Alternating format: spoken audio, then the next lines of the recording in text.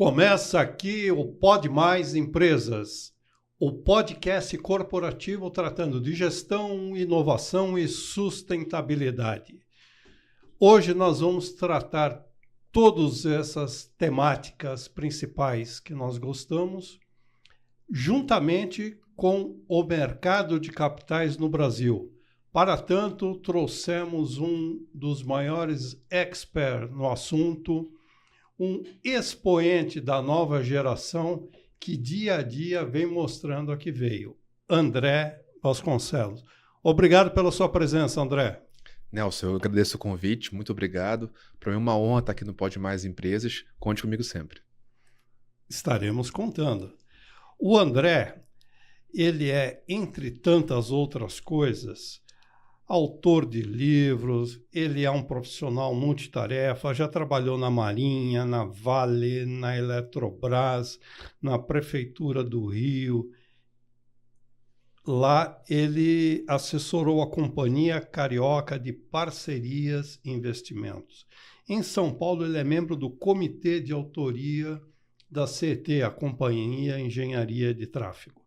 O André, ele é formado em administração, em contabilidade, entende muito de direito societário, de relações com investidores e por que não dizer também de futebol, ou essa parte a gente pula? Essa parte a gente pula. Bom, alguma coisa ele não faria, mas ele vai falar com a gente aqui a respeito de tantos outros assuntos. E lembrando que ele também é um dos autores dos livros Brasil S.A., Guia de Acesso ao Mercado de Capitais, nas edições 2 e 3.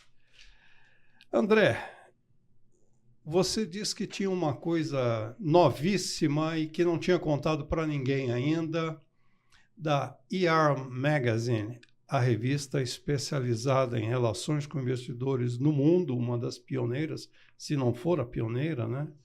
A qual você também colabora, com a qual você colabora, não é isso?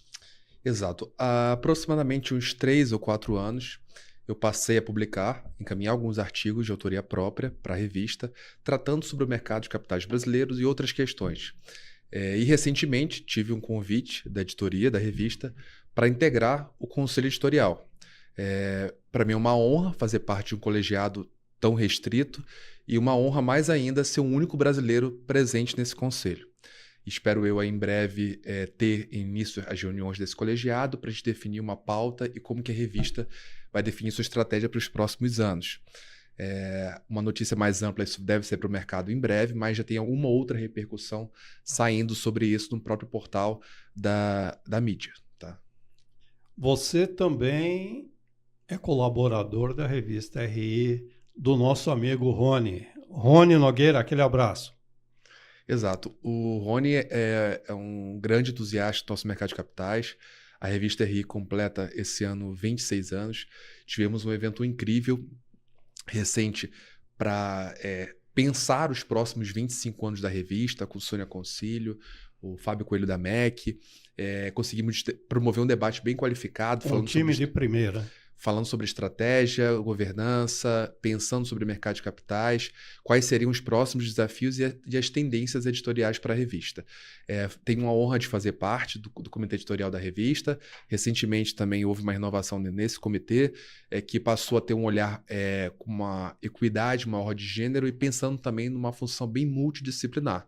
E entre outros expoentes, tem Ricardo Amorim, a própria Sônia Concílio, o Fábio da MEC e alguns outros que têm aí sido importantes protagonistas do nosso mercado de capitais brasileiro.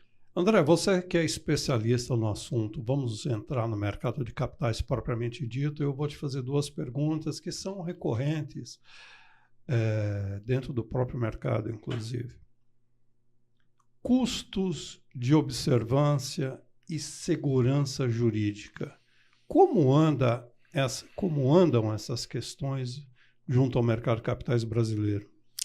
Então, esse é um ponto que, sem dúvida, é crítico para o sucesso da manutenção de uma companhia listada ou até mesmo numa eventual possibilidade de abertura de capital. Uma série de variáveis, especialmente macroambientais, impactam que a alta administração defina se vai abrir capital no Brasil ou no exterior. E a gente vê também, com o próprio amadurecimento do arcabouço legal brasileiro, algumas propostas que tendem a aumentar o custo de observância das empresas brasileiras listadas. O nosso esforço enquanto entidade de mercado é justamente numa linha oposta. Porque se a gente consegue reduzir esse custo de observância, eu consigo permitir que pequenas e médias empresas acessem o mercado de capitais e possam ter dentro do seu negócio uma gestão de recurso novo. Isso é muito importante para a geração de emprego e renda e para o crescimento da nossa economia nacional. Relativamente aos níveis de governança que a B3 implementou, qual é a eficiência desses segmentos hoje, já que muita gente questiona, não foi uma única vez só que fizeram isso, novo mercado e etc, etc. Bem, níveis diferenciados de governança são importantes periodicamente terem uma revisão. E é isso que a B3 propõe nesse momento em relação ao novo mercado. Ela coloca para audiência pública para que as empresas, então listadas, possam discutir o tema e outras partes interessadas também. Isso é muito importante, porque em momentos de crise, normalmente surgem oportunidades importantes, inclusive para a modernização desse arcabouço legal e de autorregulamentações. A gente teve recentemente uma série de questões de governança que impactaram companhias abertas estatais e de controle privado.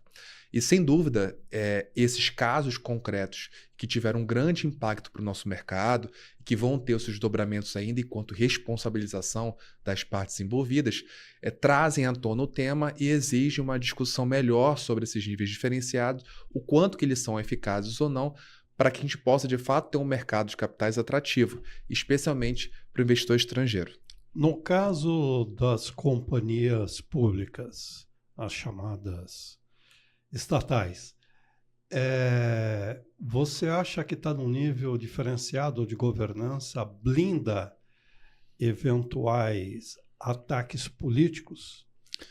Bem, em 2016 tivemos a Lei 13.303, que foi a lei que criou um novo marco legal de governança, e especialmente governança, mas também no aspecto de licitações e contratos para as empresas estatais. Quando a gente fala estatal, é um conceito mais amplo. Envolve sociedade de economia mista, empresas públicas e autarquias e fundações. Sem dúvida, esse amadurecimento foi muito importante para que a gente tivesse controles internos mais robustos, um olhar de compliance, governança corporativa e especialmente uma proteção do minoritário. Normalmente esse minoritário é um ente privado. Eu não tenho dúvidas de que houve um amadurecimento importante de 2016 para cá. É claro que uma eventual decisão da nossa Suprema Corte, uma decisão liminar de curto prazo, fez com que alguns requisitos, um especialmente, caísse, que foi que permitiu a indicação de filiados partidários em conselhos. Essa decisão já foi revisada, hoje a gente tem já uma maioria formada no sentido oposto para manter a constitucionalidade daquele dispositivo. Entretanto, aqueles que foram nomeados e empossados durante esse período de janela, onde tinha a validade da liminar, permanecem no cargo. Então essa foi uma decisão do STF e, sem dúvida, isso vai ter ali um impacto, vamos perceber, daqui no médio e longo prazo. No dia a dia não cria alguma dificuldade de relacionamento, inclusive? Olha, é natural, independente do ente estatal, seja federal, estadual, municipal, as características são muito similares. A cultura organizacional é muito parecida, a gente tem o mesmo olhar em relação à proteção do minoritário, que muitas vezes tem um free float muito pequeno, a gente tem muitas vezes uma certa confusão sobre a política de porta-vozes, porque são muitas pessoas falando sobre a empresa e não somente aqueles que são devidamente ali legitimados por aquilo dentro da organização, entre outras questões. Uma parte dessas empresas ou são muito grandes ou são muito pequenas, e a grande maioria está fora do eixo Rio-São Paulo, o que torna essas empresas distantes também de uma imersão mais sofisticada do nosso mercado. Um olhar mais apurado, você diria? Sem dúvida, com assessores de investimentos, analistas que fazem cobertura, advogados, auditores. Então, esse distanciamento, eu não tenho dúvidas que traz aí um certo, talvez uma dificuldade, uma menor celeridade no avanço rumo a uma governança de excelência. Tá? Uma das ideias que a gente desenvolveu no IBRE, que foi a criação de um grupo de estatais, foi justamente por meio desse fórum, fosse estabelecida uma troca de informações, uma disseminação de conhecimento para tentar mesmo com essa distribuição geográfica ingrata, nivelar o conhecimento e trazer essas empresas estatais, inclusive companhias fechadas, para um nível de governança diferenciado, uma cultura de fato de companhia aberta. Da criação desse grupo até hoje, você acha que houve avanço? Com certeza houve. Criamos o grupo, se não me engano, de 2017 para 2018. Hoje eu passei a coordenação desse grupo para a rede do Banco do Espírito Santo no meio do ano passado. A gente tem aproximadamente 150 a 160 executivos de 100% das empresas estatais listadas em bolsa e outras empresas públicas de grande porte. Hoje a gente consegue perceber ali um aumento da cobertura de analistas, um melhor volume negociado, uma percepção melhor de marca e reputação dessas empresas, inclusive em relação ao potencial de pagamento de dividendos. São empresas que, de fato, se posicionaram de um modo muito mais eficiente perante o mercado. Não só pelas questões que envolvem direito societário, de um modo ordinário, mas também em ações extraordinárias, seja numa eventual privatização, uma reorganização societária, enfim, incorporação de ativos. Foi um grupo muito importante para que as empresas possam trocar entre si. E não só entre si. O IBRE permite ali também ter uma boa interlocução com outras áreas de RI e, com isso, esse benchmark fica bem mais fortalecido. Mexendo com essa questão, você naturalmente vai criar valor para as companhias, para a sociedade como um todo, não é isso? Isso daí, sem dúvida, é algo muito importante. Quando a gente olha uma área de RI, normalmente são áreas muito enxutas. E olhando para uma estatal, são executivos que ali entraram por meio de um concurso e estão há anos dentro da mesma área. Então, quando a gente consegue levar um conhecimento diferenciado, que de alguma maneira oxigena aquele processo e a rotina daquela empresa, isso gera um valor não só para ele, para aquela empresa e para todo o ecossistema que aquela empresa também pratica.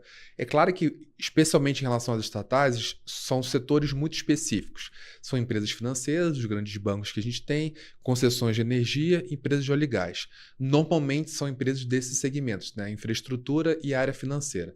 Mas, ainda assim, mesmo não acessando outras áreas de negócio, pelo menos no curto prazo, a gente já percebe uma melhoria bem importante da posição dessas empresas em relação à percepção pela própria sociedade. Hoje no IBRE, Instituto Brasileiro de Relações com Investidores, você ocupa que cargo? Atualmente, eu sou vice-presidente do Conselho de Administração do IBRE. Já fui o primeiro diretor técnico, criei e fui coordenador do grupo de estatais do IBRE. Participei também da comissão técnica da comissão de ESG. Por 3 ciclos fui membro do programa de mentores, seja como mentor em 3 momentos, em um momento como mentorado. Então é um grupo aqui que me interessa muito, sou um grande entusiasta da área de relações com investidores. Ajudei a fundar o IBRE Mulheres também, aproximadamente uns 4 ou 5 anos atrás. Toda e qualquer iniciativa que envolva os RIs. Uma das grandes iniciativas, eu pessoalmente considero. E a gente teve naquele momento a primeira presidente, foi a Sina Calcado. O IBRE, nessa questão da pauta de equidade de gênero, ele, sem dúvida, ele tem se destacado. O IBRE teve lá atrás a Doris enquanto primeira presidente do Instituto. Agora, a gente teve a primeira presidente do Conselho do IBRE, a Renata Oliva. O Conselho do IBRE, que historicamente, ao longo de 25 anos, ele teve somente 2 conselheiras mulheres de um colegiado de aproximadamente 12, que foi o número definido pelas últimas reformas estatutárias. Hoje, a gente tem 8 mulheres em 12, então esse número quadruplicou. Isso é muito importante, mais importante do que um olhar muito superficial de uma política de equidade de gênero. Ele mostra o quanto que é importante refletir de fato na alta administração do Instituto o perfil ideal do próprio associado, do RI. Atualmente a gente tem no nível não gerencial 3/4, 75% são mulheres e apenas 1/4 são homens. Já? Exato. São mulheres. E quando a gente vai olhar para o nível gerencial, 3/4 são homens. Ocorre uma inversão. Exato. Né? E 1/4 são mulheres. Então, iniciativas como o Grupo IBRE Mulheres e como o programa de mentoring também, estimulando cada vez mais diretoras de RI, head de RI para serem mentoras e inspirarem a nova geração, isso é muito importante para que essa grande maioria de profissionais de RI que são mulheres possam olhar para cima e se sentirem minimamente representadas, vivem ali realidades muito próximas. Então, eu não tenho dúvidas que essa eleição agora foi a mais disputada, foi uma que teve o maior número de conselheiros candidatos. candidatos ao conselho, associados candidatos ao conselho. Tive também a honra e o privilégio de ter conquistado o maior número de votos do país entre todos os associados. Isso para mim foi muito importante. E a gente ter conseguido ali um grupo muito exponencial de mulheres e de executivos de primeiro mandato, né? de conselheiros de primeiro mandato, que estão oxigenando o Instituto, trazendo novas ideias, uma pauta bem diferenciada para quem de fato possa levar o IBRE a cada vez mais próximo do RI, né? Que é esse nosso ideal. A gente falando de mulheres, André, me diga uma coisa, você que acompanha para e passo essas questões. Hoje, na Bolsa de Valores, você tem a presença da mulher numa situação crescente, né? Ao tempo, se eu não me engano, que houve uma perda de pessoas físicas, caiu um pouco o número, proporcionalmente o número de mulheres cresceu. Exato. A gente teve, especialmente no pré-pandemia e pandemia, um crescimento exponencial de pessoa física na Bolsa. E a proporção nesse crescimento entre homens e mulheres tem sido cada vez mais favorável às mulheres, né? O crescimento. Mas ainda há uma grande maioria, né, em quantidade de homens de fato fazendo a diferença enquanto pessoa física. Aquilo que se costuma dizer, existe um espaço muito grande ainda para ser ocupado, né? Com toda certeza. Esse número nos últimos anos ele tem sido lateralizado, não tem se percebido um crescimento tão exponencial como foi nos últimos anos, especialmente porque a gente está no mercado com questões macroeconômicas um pouquinho mais complicadas, né? Quase 3 anos sem um IPO, ofertas públicas também de grande porte não aparecem, taxas de juros elevadas, mercado americano favorecendo também uma atração de investimentos lá para fora, alguns escândalos de curto prazo aqui que envolvem governança afugentam o capital estrangeiro, a gente tem percebido mês a mês um desinvestimento estrangeiro, que é justamente onde está o maior peso da nossa bolsa, voltando para fora. Inclusive, talvez um dos nossos anseios, né, com a chegada da Bolsa do Rio de Janeiro, que vai ser um acesso a um capital novo. Então, é um momento que a gente tem pensado de reinvenção, de fazer mais com menos. Como eu vou construir um programa de RI com um constante momento de desinvestimento de recursos, né, o gringo saindo, ao mesmo tempo que eu preciso manter minha liquidez, meu volume negociado e o meu ativo dentro de um preço justo. O Brasil hoje tem avanços institucionais visíveis. E qual é o papel do Congresso nesse momento? O Congresso está mais ajudando ou está mais atrapalhando o andar da carruagem, já que o Congresso Nacional tem sido um protagonista bastante forte nos últimos anos? Sem dúvida, dentro do Congresso Nacional tem uma pauta que impacta diretamente o nosso mercado. A gente tem observado, especialmente como já abordamos no início do nosso podcast, a questão do custo de observância, há aproximadamente 3, 4, no máximo 5 projetos de lei que trazem ali alguns pontos importantes, críticos para o sucesso das companhias e que podem aí permitir, inclusive, o acesso de pequenas e médias empresas ao nosso mercado de capitais. São projetos que, se avançarem com a qualidade de texto que a gente espera que avance, podem, de fato, atrair investimentos nacionais e estrangeiros, especialmente institucionais, e contribuir para uma geração de emprego e renda. Então, a gente tem aí na mão do Poder Legislativo uma pauta importante, uma agenda propositiva importante, que se ela for endereçada, especialmente nesse segundo semestre, a gente espera já perceber alguns resultados importantes a partir de 2025. Para o Legislativo como um todo, existe a real percepção da importância do mercado de capitais? Porque você tem 1, 2, 3 deputados que são representantes do mercado de capitais, que atuam nele já há algum tempo. Mas na totalidade dos 513 deputados, não 100%, mas digamos assim, no nível macro, uma maioria consegue ter essa percepção? Vocês têm mantido um diálogo aberto com o Legislativo? Bem, algumas entidades são bem mais próximas do Poder Legislativo, e eu destaco com toda a homenagem à Brasca. A Brasca tem tido uma atuação forte, né? Sem nesse dúvida. Sentido. Ela tem feito participado de audiências, ter tido uma participação muito próxima, interessante e, de fato, de representatividade de interesses das empresas, né, das companhias abertas especialmente, perante o Congresso Nacional e outros entes públicos federativos. Então, é uma entidade que, sem dúvida, aí, assume um protagonismo, uma vanguarda quando a gente pensa em relações governamentais, institucionais, e tem trazido aí os seus bons resultados em uma série de agendas. E aí eu deixo meu abraço para o presidente Pablo Cesário também nesse sentido. Não tenho dúvida que a gente tem ali uma pauta importante que pode trazer aprimoramentos, como eu falei, em relação à transparência, aprimoramentos sobre compliance e governança, alguns aprimoramentos de proteção do minoritário, do acionista minoritário, alguns aprimoramentos que envolvem, inclusive, a lei das estatais. Então, há um conjunto um pouco maior que tem um impacto direto ou indireto no nosso mercado. Por exemplo, houve um avanço importante e recente na lei de debêntures incentivadas, debêntures de infraestrutura, são investimentos de longo prazo que normalmente chamam muito atenção, envolve dívida, né? Chama muita atenção do investidor estrangeiro. Então, isso é algo muito importante. Temos uma discussão importante agora também sobre a legislação de recuperação judicial e falência. Isso é algo que chama também muito a atenção, porque assim, a gente está no momento onde algumas empresas acenam para esse tipo de olhar do mercado, acenam para um eventual fechamento. Esse novo arcabouço legal que muito embora tenha sido recentemente reformado, mas as melhorias que estão propostas ali vão dar um fôlego melhor, vão dar uma equidade melhor numa assembleia de credores. Então, são pontos importantes que podem não impactar diretamente o mercado de capitais, mas vão melhorar como um todo o nosso ambiente de negócios. Por falar em ambiente de negócios, você acha que a gente pode ter alguma evolução no segundo semestre, já que nós temos duas coisas: eleições municipais, e com isso o pessoal tira o pé do acelerador de uma maneira bastante visível, né? Ou seja, a tendência é o Congresso andar mais devagar nesse segundo semestre.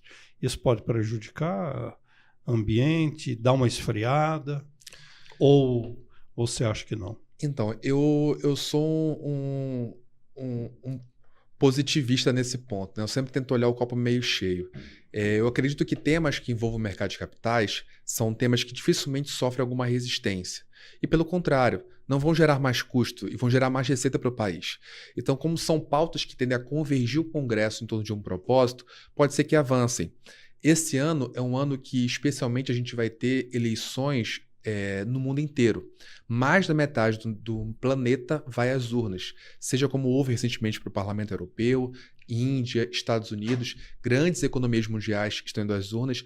É comum que em períodos de eleição o investidor, especialmente institucional e estrangeiro, ele fique reticente e acomode seus recursos num capital um pouquinho menos volátil. Só que eu tenho mais da metade do mundo indo às urnas. Para onde esse dinheiro vai? Para uma fonte de criptoativos, para títulos públicos, para ouro? Quais seriam os eventuais destinos disso? E quando a gente olha o mercado nacional, que tem esses agravantes com outras economias mais consolidadas, com taxas de juros mais atrativas, é natural que a gente perca esse valor. A gente tem o dólar aí assumindo valores, patamares cada vez mais elevados, e isso também aí, de alguma maneira, por um lado, ajuda o nosso superávit primário, né, com as exportações, mas por outro lado também prejudica a importação de alguns bens aí de alto valor agregado, medicamentos e outras infraestruturas que possam contribuir para o desenvolvimento de longo prazo da nossa economia. Agora vamos a uma rápida parada e voltamos já já com o segundo bloco. O portal Empresas e Negócios traz 45 mil oportunidades. E agora, 45.001. Tamo junto, pode mais. Siga-nos nas redes sociais.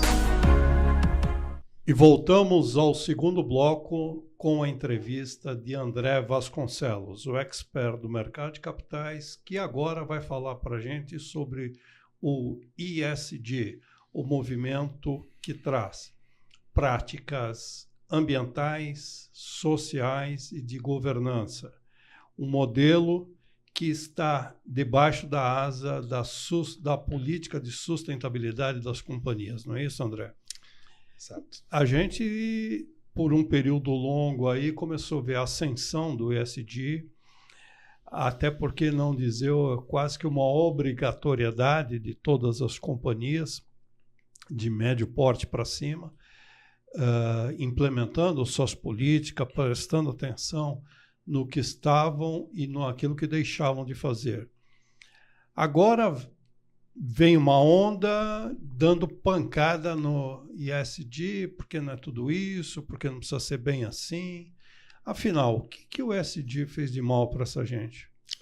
Para ficar tão nervosa com ele? Então, na verdade, esse movimento ele nasce com uma força no país muito de forma passiva, tá? A gente recebe isso como um reflexo de um interesse do investidor estrangeiro e se readequa a uma nova realidade. Vindo a demanda desses investidores estrangeiros para que a gente pudesse melhorar o grau de relato de divulgações periódicas e extraordinárias, olhar mais uma matriz de materialidade em cima disso, entender que tipo de externalidade as empresas estavam de fato envolvidas e como elas poderiam mitigar isso, passou a ser uma crescente. Como eu disse, especialmente do nosso investidor estrangeiro, que é quem é o nosso grande protagonista ainda da Bolsa de Valores brasileira.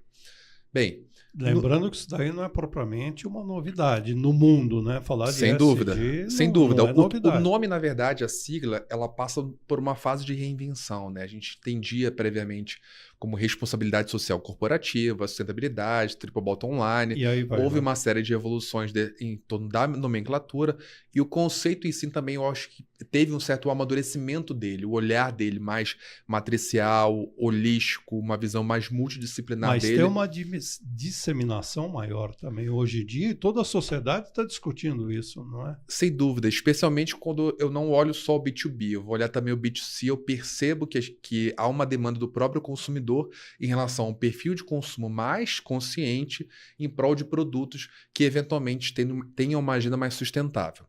Entretanto, surge em algum momento um olhar do anti-ESG, mas eu queria trazer para uma discussão, especialmente para quem está nos ouvindo, que, ao meu ver, talvez um dos maiores inimigos da própria agenda ESG não é o movimento anti-ESG, e sim a própria agenda ESG. Por quê? Porque alguns que abraçam... Aí falando de Brasil. Falando de a agenda Brasil, brasileira não ajuda, é isso? Exato, porque a gente tem uma parcela desse público que defende a causa, defende projetos de sustentabilidade, desenvolvendo o que é chamado de greenwashing, né? Muitas vezes você constrói uma eventual política de sustentabilidade, uma agenda de ESG, mas que não reflete a realidade da tua empresa. Você elabora relatórios que estão feitos em papel reciclado, com folhas de garrafa PET, com fotos ali retratando uma sociedade ribeirinha, mostrando um pouco do entorno, do impacto daquela indústria naquela localidade, mas quando você vai olhar os números, a gestão dos resíduos, indicadores de corrupção, históricos recentes de governança, a gente vai entender que muitas vezes esses relatórios não são muito fidedignos à realidade. E um dos problemas maiores quando a gente olha o mercado de capitais brasileiro é, infelizmente, a capacidade que a gente ainda tem de subestimar o investidor, especialmente estrangeiro.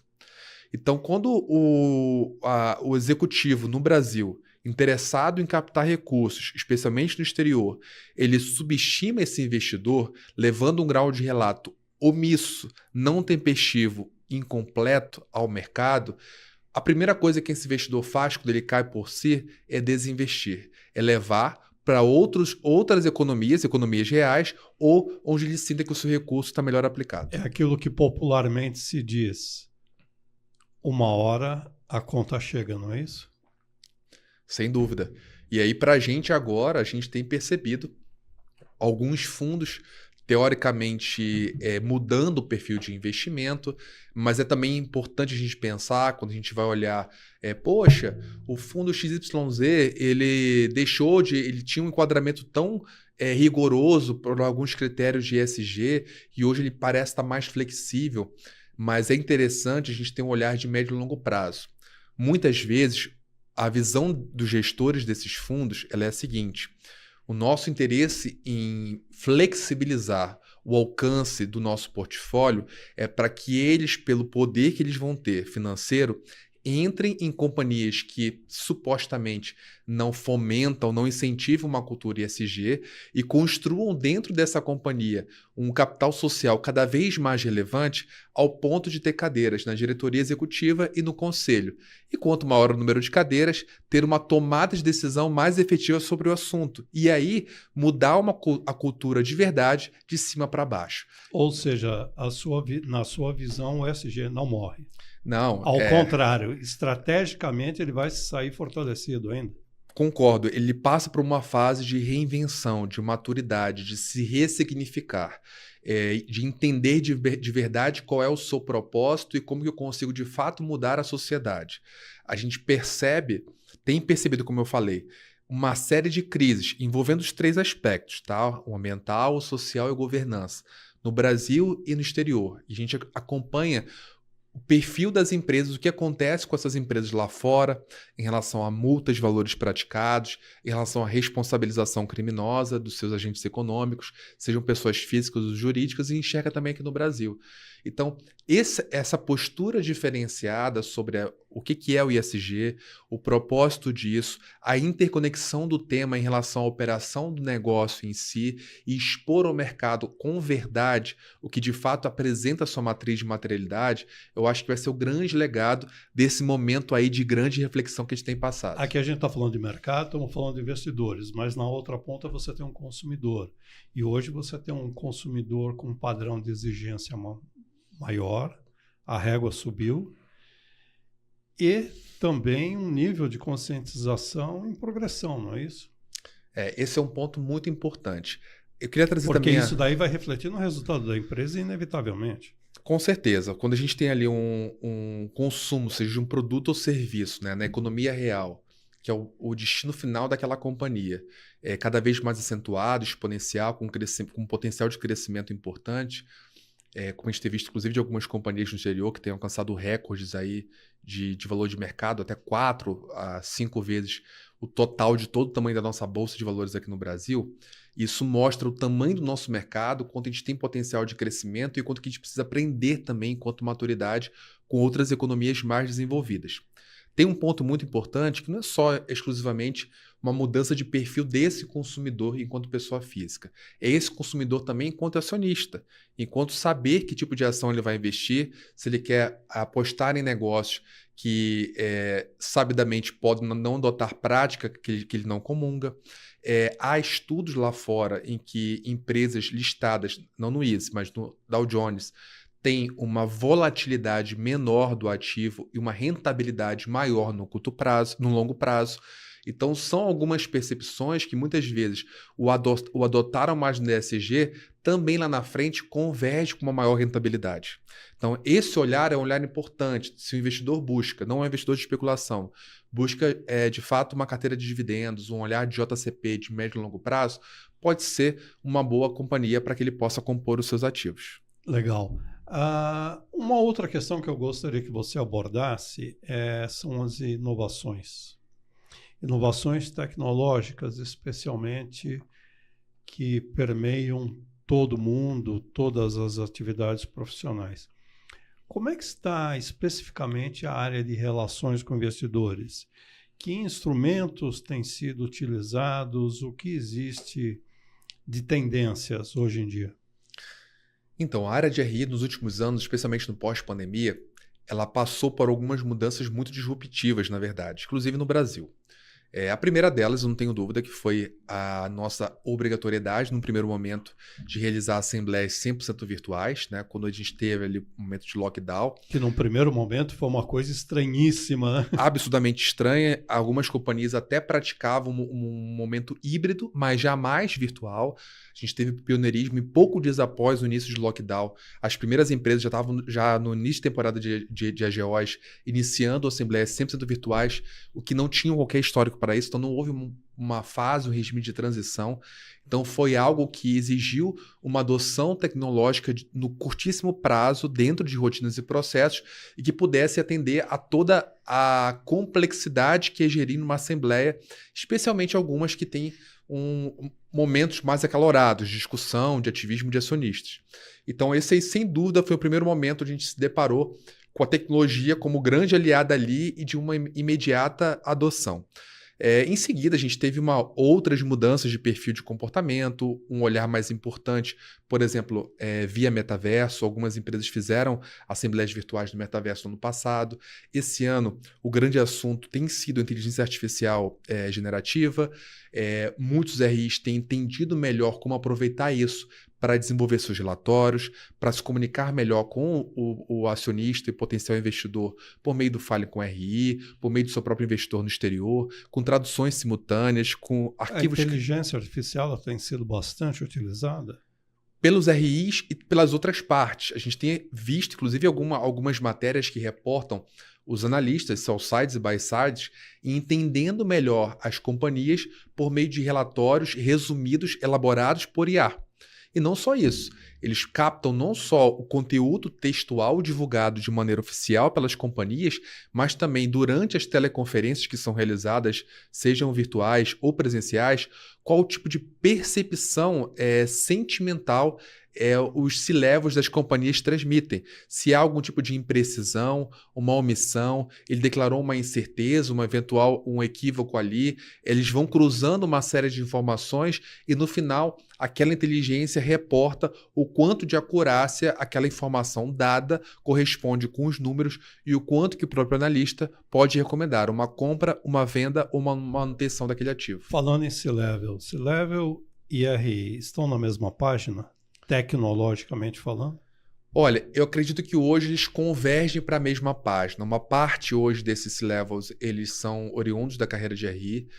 Isso eu tenho visto com muito orgulho a promoção para as posições de CFO, diretores de DRIs, né, estatutários, são RIs ascendendo para essas posições, né, em detrimento de outros executivos. O que até um tempo atrás não era comum. Não era comum, a gente tinha executivos de áreas financeiras correlatas ao RI, ascendendo para a posição de CFO, mas eu acho que isso reflete muito também um pouco do perfil dessa mudança que é o C-Level hoje, né?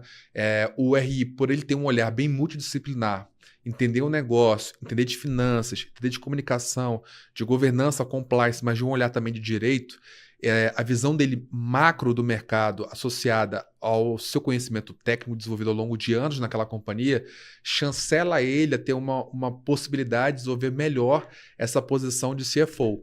Então, é algo que a gente tem percebido nos últimos anos, uma mudança no perfil do executivo de RI, para alguém que, de fato, consegue ascender para as posições tanto de CFO e até de CEO. Né? A gente tem alguns CEOs já assumindo posições, inclusive ICAs fechadas, startups mais disruptivas e que eram essencialmente RIs.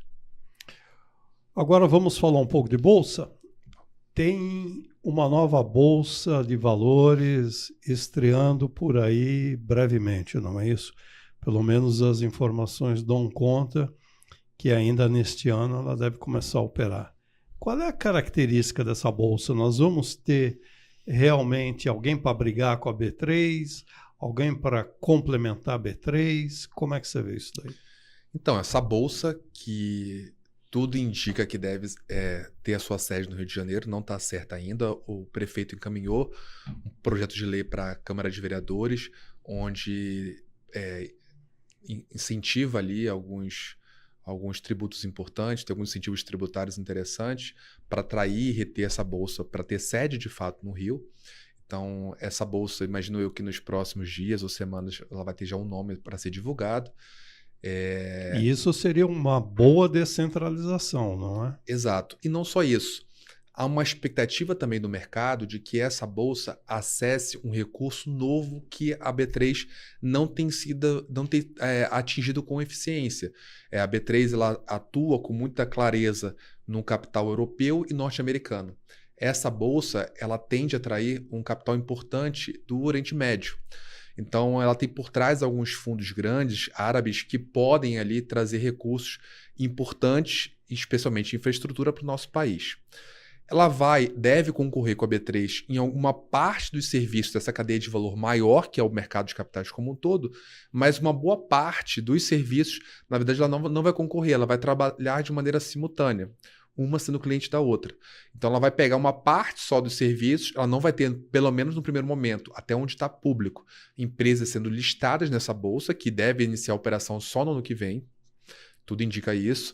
E o que vai acontecer... Uma empresa listada numa bolsa, ela não necessariamente vai para outra, né? Exato. A ideia não seria listar no primeiro momento novas empresas nessa bolsa que pode ter sede no Rio de Janeiro. E sim em que essa bolsa seja um grande hub para atração de novos recursos para o mercado e que possa ali dentro dela ofertar alguns produtos, sejam relacionados ao nosso mercado de capitais ou a outros mercados dentro dela e dê visibilidade para esses produtos financeiros para esses potenciais investidores novos que vão estar enxergando o nosso mercado, especialmente num olhar mais de médio e longo prazo. Com isso, pequenas e médias empresas podem tender a abrir capital, a serem estimuladas a fazer esse processo? Isso é possível, especialmente se houver um avanço legislativo de algumas pautas que permitem isso. Um dos principais custos de observância que envolvem as companhias hoje é a proteção do direito minoritário. Quando a gente vai olhar empresas grandes no Brasil, isso é uma necessidade urgente, não tenho dúvidas disso. Até porque o abuso do majoritário, em alguns casos, se mostra bem flagrante, né? É emblemático. Entretanto, quando eu vou olhar uma empresa de pequeno e médio porte, especialmente familiares, onde o capital social está bem concentrado dentro da família e na mão de poucas pessoas, se eu reduzo esse direito dos minoritários, que é um direito que não vai ser exercido dentro desse capital social, isso facilita muito a permanência dessas companhias e os seus custos em um mercado que para eles é muito importante. Um acesso a um recurso que eventualmente no mercado tradicional eles não teriam. Bom, o nosso podcast está no fim. Veja que saiu muito assunto e pelo conhecimento, bagagem do André, seguramente tem muitos outros podcasts para a gente fazer. Como última pergunta, eu vou te colocar a seguinte questão. IPO.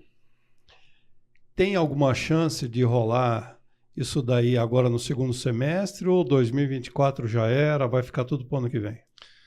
Então, havia uma expectativa nossa de que poderia ter alguma coisa mais importante esse ano, mas há uma tendência de que eventuais aberturas de capital no Brasil ocorram especialmente no segundo trimestre ou no segundo semestre de 2025. A gente tem observado alguns IPOs de empresas latinas em bolsas americanas, inclusive em 2024, mas isso é um outro momento, é um outro macroambiente, especialmente motivado pelas questões cambiais e outras questões que envolvem taxas de juros lá fora, mas para o nosso país, infelizmente, isso fica para 2025. Até lá, a taxa Selic vai estar abaixo de 2 dígitos? Esse é um outro ponto importante, né? A gente tem visto aí era um movimento de um ciclo de queda, uma redução importante nas últimas decisões do Copom. Entretanto, para eventualmente controlar a inflação e gastos e, enfim, contribuir para esse ajuste monetário, pode ser que essa redução ela não permaneça, né, com uma tendência de queda como tem sido percebido.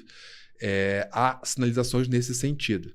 Então, eventualmente, se ocorrer uma redução nessa taxa de juros, pode ser que isso também só fique para o finalzinho desse ano ou no que vem. Mas isso daí são suposições, né? A gente tem os economistas que vão dar uma clareza melhor sobre isso, são nossas expectativas enquanto mercado de capitais. André, e antes que eu me esqueça, uma questão super importante, os influenciadores. Como é que está essa questão no Brasil e no exterior?